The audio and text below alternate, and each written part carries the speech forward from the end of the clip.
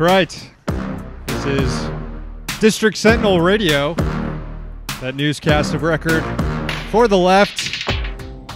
I'm Sam Sachs. I'm Sam Knight. We are broadcasting out of... Where's that fucking sound coming from? Got some right. kinks. We've got all sorts of fucking issues here. District Sentinel Radio, that newscast of record Beautiful. for the left. Beautiful. Okay, we figured it out. I had the volume up on my computer. So, look, we've got a new look here, studio. New camera setup here for everybody. We've got the 2-shot right now. We've got the 1-shot here. We've got the 1-shot on Sam Knight. Hey. Say what up, Sam Knight. Hey. And we're back to our 2-shot here. Hope, let's see if we've got people in the studio here, or in the chat room. Fancy times. Look, this is going to be tough. I've got a lot of stuff to handle between pressing the buttons and the clips, so I'm gonna be a little shaky for a few times. But stick with us. It's going to be good. It's going to be good once we get the hang of it here. All right. Also, we're thinking about recording at a new time. Yeah, we're thinking a little later in the day. We've been recording at 4. Today we're recording at 4:30 because we're trying to work through all these kinks. But let us know. Maybe we should do a poll on the Patreon, like what time works best. We're thinking maybe around 6 or 7. But even 5. Even 5 would be better. Would be better. Although people are commuting at 5 usually. Are they though in this economy? Good point. Good point. In fact, doing it at 5 might be just that last thing you need, that last hour, something to distract you at work. True. Something True. to pretend to be 6. doing. Yeah, exactly. I Exactly. don't know. Let us know what you think of like the new time, because it's going to probably be later than 4 moving forward. Quick shout out to one of our subscribers, Luke, who made that animation at the beginning of the show. Hopefully, we're going to be incorporating more animations and graphics and stuff to make this more visually appealing to our subscribers. That's right. Maybe even graphs. We got some graph fans out there. I'm sure we might throw a graph or two up. Photo. Well, no, not photos, but videos. We have videos today, right?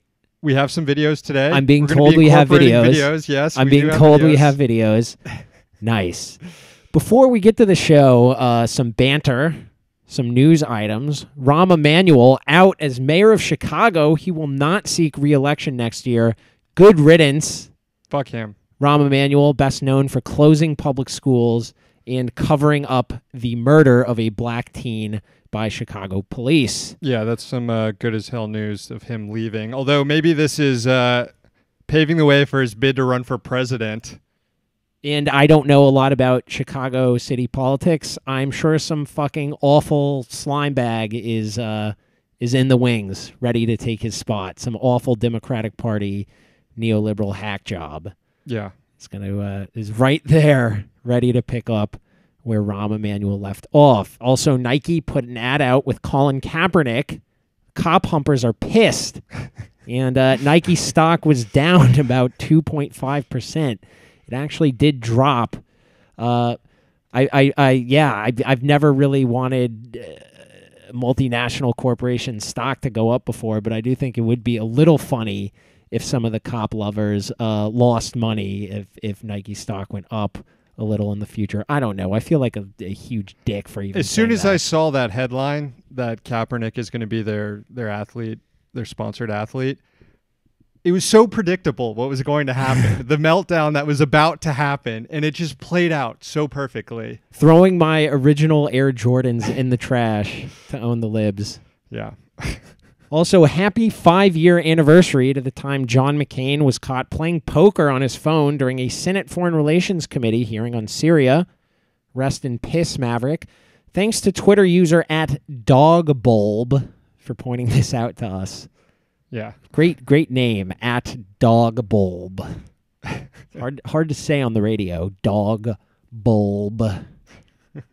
Agreed. Good name. We're going to have haikus. We have so many fucking haikus that we got to read. We're going to do 6 haikus an episode for the indefinitely because we have such a backlog of haikus to get to. But we're going to do those in the middle of the show. first, we're going to do the news. It's Tuesday, September 4th, 2018. Here's the news.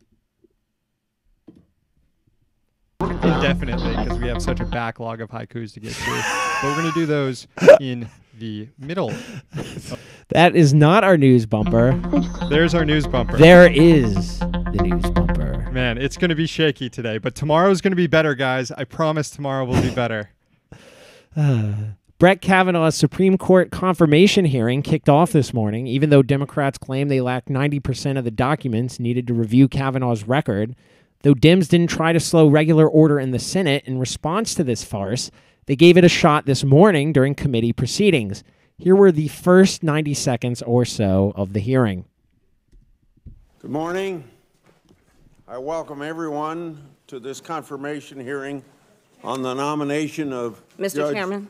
Brett Kavanaugh Mr. Chairman. to serve as Associate Justice. Mr. Chairman, I'd like to be recognized for a question before we proceed. Regular order, Chairman. Mr. Chairman, I'd like to be recognized to ask a question before we proceed. The committee received just last night. Kamala Harris interrupting Chuck Grassley there. 42,000 pages of documents that we have John not Cornyn had an calling for regular opportunity to order. review or read or analyze. You're out of order. I'll proceed. We cannot possibly move forward, Mr. Chairman, I with this extend hearing. a very warm We welcome have not to been Judge given Kavanaugh, an opportunity to have a meaningful his wife, hearing on Ashley. this nominee.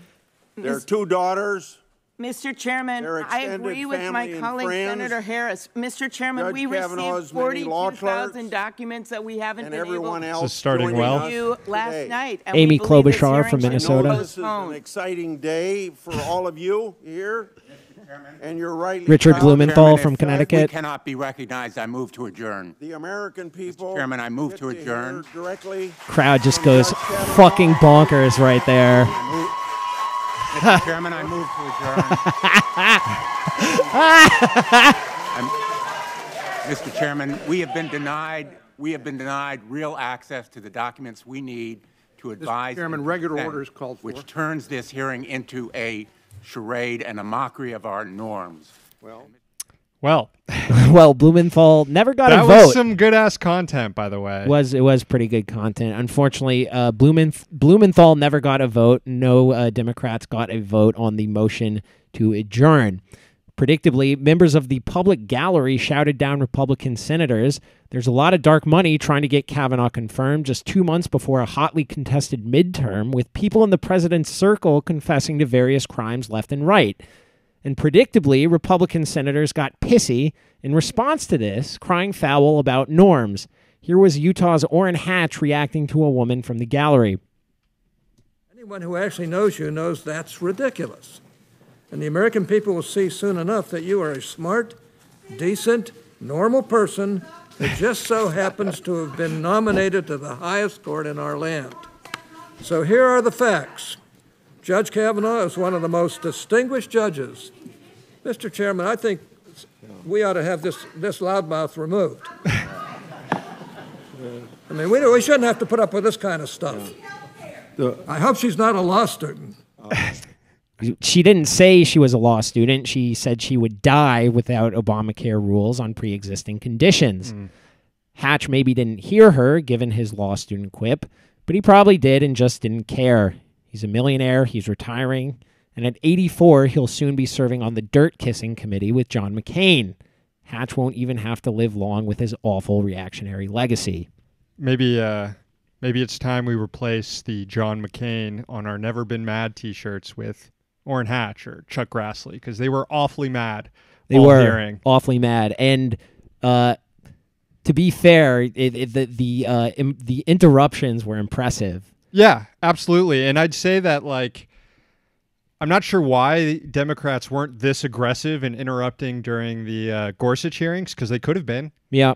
And I got to hand it to all the protests. I mean, it was literally like every 5 minutes there was an outburst that delayed the proceedings. I mean, did we even get to the questions before we started recording of Kavanaugh? No, we did not actually. And at the time of the recording, or at the time we were writing this, senators were still making opening statements. I believe it was Kamala Harris, roughly when we were finishing up notes for the show. And Women's March organizers claimed that it was behind a lot of the protests, or all the protests really, and claiming that most of the protests, I should say, claiming that 30 of its members were arrested today in the Senate Judiciary hearing. On Tuesday, Arizona Governor Doug Ducey appointed former Arizona Senator John Kyle to replace the seat vacated by John McCain dying. Kyle served in that same seat from 1995 until he retired in 2013. It's not clear how long Kyle plans to stay in the seat in the Senate. He said he doesn't plan to seek re-election in 2020, and he may not even stay on beyond the current Congress, which ends at the end of the year. This comes at a convenient time as Kyle has been a surrogate for Kavanaugh's nomination, assisting the judge during his confirmation process. Now, Kyle will likely get a vote on Kavanaugh's confirmation. At least Kyle has been elected once, but he wasn't elected this time, and that is one of McCain's final acts, a lasting legacy of clinging to life and not resigning from the Senate long enough so that a Republican governor in Arizona could appoint a Republican replacement and avoid an open election for his seat in November. That is truly a characteristic final act by McCain. 100%. Making sure the old boys network would go to work. Yes, a true man of democracy right there. Kyle will serve a lot like McCain. He's a far-right lackey to corporations. He voted against Obamacare and doesn't believe in healthcare as a human right. He's lied about Planned Parenthood and abortions, claiming that 90% of the services they do is abortion services. So what if they did? But that's a lie. He was one of the ghouls who tried to hold up that bill to help 9/11 first responders, you might remember. Anyways, meet the new dumb fuck senator from Arizona. Literally the same as the old dumb fuck senator from Arizona. Time for a quick haiku break. Some podcasts, they have corporate sponsors right about now that they read ads from. We write poetry for our subscribers.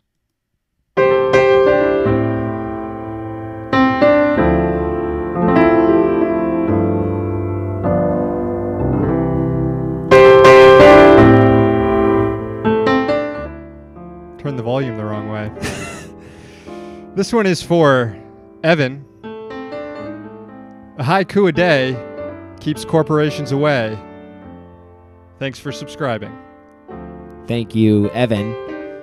This is for Grady. Metal coffee mug. Ubiquitous, but that's good. Metal soup bowls. Where?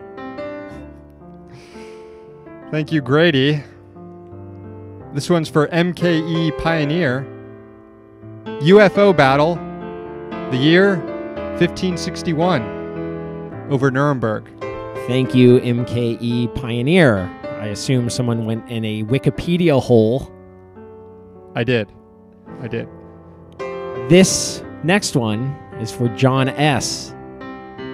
Your attention, please. Your new radio show host, Ahmadinejad. Oh, man, I wish. We need to get him on the show. Waiting for Javad Zarif first. Yeah. This one's for Aaron. A storm rolling in. May the downpour cleanse this town. Wash away the piss. Thank you, Aaron. Finally, this is for Roy. Storm clouds have lifted. No respite from summer heat.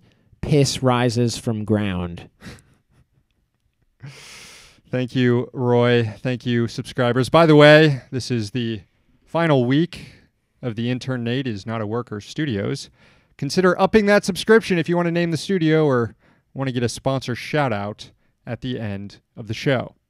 Now, back to the news. The second highest court in the land upheld an NLRB ruling against Columbia University, finding in favor of a grad school office workers union. Columbia's Teachers College had tried to overturn a decision forcing it to give information on non-union workers to the union.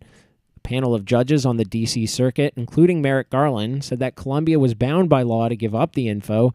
UAW Local 2110 is accusing Teachers College management of violating its union contract by transferring work to employees outside the bargaining unit. According to court documents, teachers initially said it would give up the info, then changed its mind, claiming Local 2110 only wanted the info, quote, to support a charge of unlawful conduct. The union then took the matter to arbitration. It is won at every level, including today at the D.C. Circuit. Victories have come at a high cost, however. Local 2110 first filed its grievance about 6 years ago.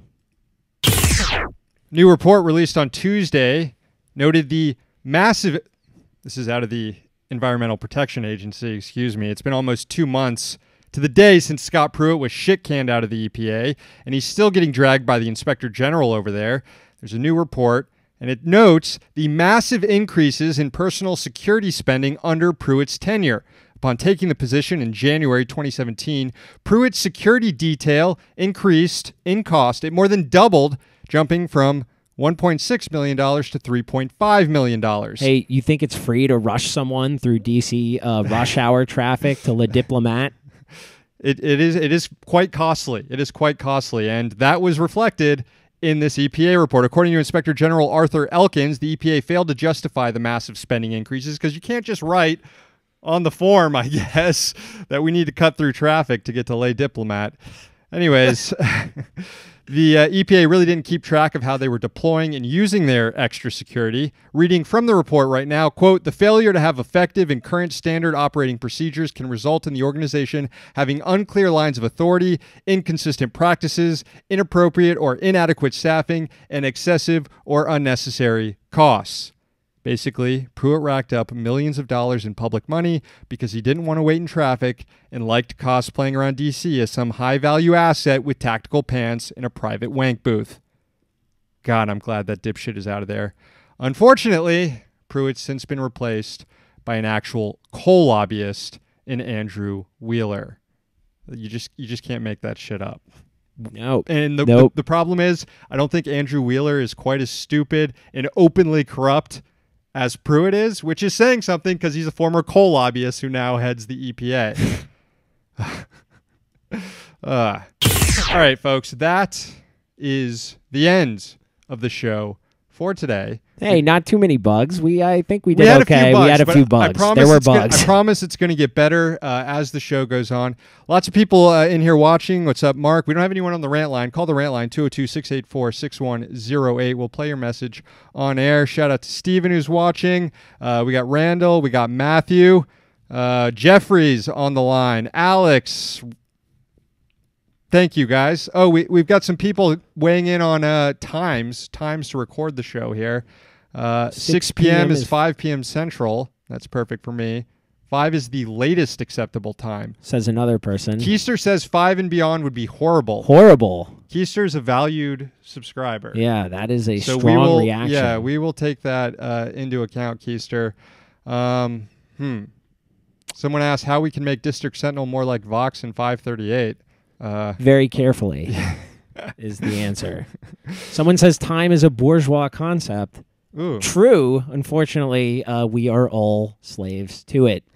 Someone got a kick out of the normal person comment of Judge Kavanaugh earlier in the show. Oh, You're the just like Orrin Hatch. A normal person. Just a normal person with a $1 million, multi-million-dollar dark money network of billionaires trying to make sure you have an appointment for life. I'm ranting here. Anyway, you get it. That's like all of us.